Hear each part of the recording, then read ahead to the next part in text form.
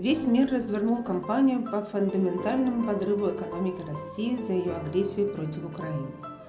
И, наконец, там стали понимать простую истину, что этот живодерский режим постоянно проходит один и тот же цикл, в начале которого голод, потом приходит период отъедания, после чего эту сущность снова тянет воевать.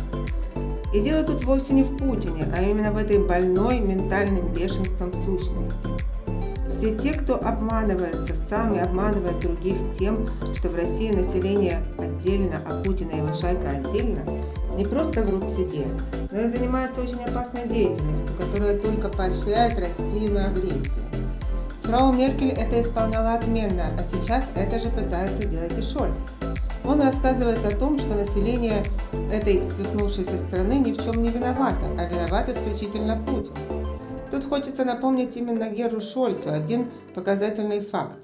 Придя на вершину власти, Адольф Гитлер не убил ни единого человека, и вообще он был довольно мягким в быту, писал портреты, любил слушать музыку, был неравнодушен к животным и вообще был веганом. И если верить Шольцу, то решительно непонятно, как же погибли десятки миллионов людей в одной только Европе. Кто же тогда их убивал?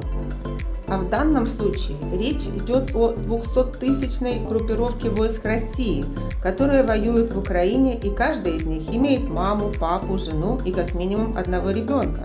Все эти люди точно знают, куда поехал этот пациент, и люто одобряют его командировку. И ведь этот самый малый круг лиц, причастных к агрессии и военным преступлениям, уже дает 1 000 000 голов. Так как же разделить Путина и эту публику? Это там в крови. Оно было всегда и будет, пока это гиблое место не будет разрушено, там не пройдет декоммунизация, депутинизация и куча других «Д», но уже не на одной большой территории, а на отдельных и желательно национальных образованиях. Поэтому с ликвидацией Путина там ничего кардинально не изменится, поскольку население посылает запрос именно на кровавого диктатора, и тот будет подниматься каждый раз после фазы голода. С этим ничего не поделаешь, и главное, это не только наши выводы.